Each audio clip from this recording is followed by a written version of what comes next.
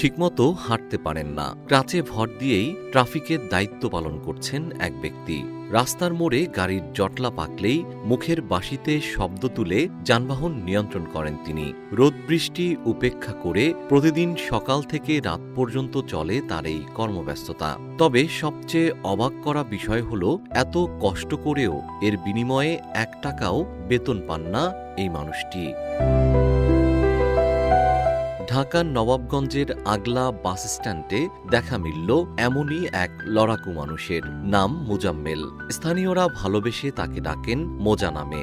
বয়স 55 বছর। শারীরিক প্রতিবন্ধকতার কারণে ঠিকমতো হাঁটতে পারেন না। চলাফেরার জন্য ক্রাচের উপরেই ভরসা করতে হয়। কিন্তু জীবনের এই সীমাবদ্ধতা তাকে থামিয়ে রাখতে পারেনি, বরং সেই ক্রাচে ভর দিয়েই প্রায় 25 বছর ধরে মানুষের পথ চলা সহজ করতে রাস্তায় দাঁড়িয়ে আছেন তিনি।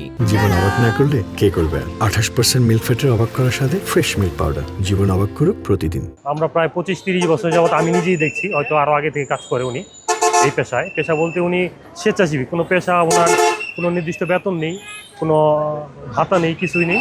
উনি এখানে স্বেচ্ছাসেবী হিসেবে কাজ করতেছে। এখান থেকে যারা যায় বাস বা গাড়ি, সিএনজি, অটো, খুশি হয়ে 10 টাকা, 20 টাকা, 50 টাকা যে যা পারে দিচ্ছে। এভাবে উনি কাজ করে যাচ্ছে।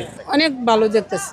না দেখে একটা প্রতিবন্ধী মানুষ কি চায় যে আমি এরকম সেবা করি জনগণের, এর ফ্যাক্টর লাগি করে, যদি কেউ মায়া লাগে দে, গাড়ি থামলে আর না থামলে তো চলেই যায়। সকাল 8টায় রাস্তায় এসে দাঁড়ান মোজাম্মেল। এরপর একটানা রাত 8টা পর্যন্ত চলে তার এই কর্মযুদ্ধ। প্রায় 12 ঘন্টা রাস্তায় দাঁড়িয়ে থাকতে হয় তাকে। শরীরের কষ্ট ভুলে প্রতিদিনই তাকে লড়তে হয় পরিবারের জন্য। তবে মোজাম্মেলের নিজের কষ্টের চেয়েও বড় হয়ে দাঁড়িয়েছে পরিবারের দায়িত্ব। তার স্ত্রী দৃষ্টিহীন। পৃথিবীর কোনো আলোই তিনি দেখতে পান না। সন্তানদেরও রয়েছে শারীরিক প্রতিবন্ধকতা। ফলে পরিবারের একমাত্র ভরসা হয়ে নিজের কষ্টকে আড়াল করেই প্রতিদিন রাস্তায় নামতে হয় মোজাম্মেলকে। মোজাম্মেল ভাই আসলে প্রতিবন্ধী, তো ওই লোকটা এখানে জামজম লাগবে, জামজম ছোটাই দেয়, মানে সারা সিঙ্গেল গাড়িগুলি হেল্প করে। ঠিক আছে, অ্যাকচুয়ালি ভালোই করে, তো জ্যাম লাগে না মোড়ের মধ্যে বাজারে।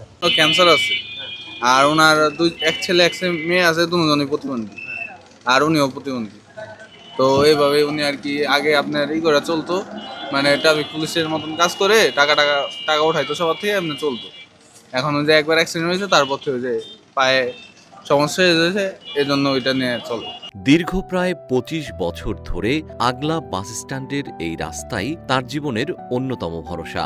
তবে এই কঠিন জীবনযুদ্ধের বিনিময়ে অবশ্য কোনো নির্দিষ্ট পারিশ্রমিক পান না মোজাম্মেল। সারাদিন রাস্তায় দাঁড়িয়ে যানবাহন সামলানোর পর পথচারী কিংবা চালকরা খুশি হয়ে ভালোবেসে তার হাতে যা তুলে দেন, সেটুকুই তার আয়। কখনো কয়েক টাকা, কখনো তার চেয়েও কম। সেই সামান্য উপার্জন দিয়েই স্ত্রী সন্তানদের মুখে দুমুঠো খাবার তুলে দেন তিনি। এই যে কাজ করছেন, হ্যাঁ দেয় না এটা দেয় না? হ্যাঁ আপনার বেতন আছে?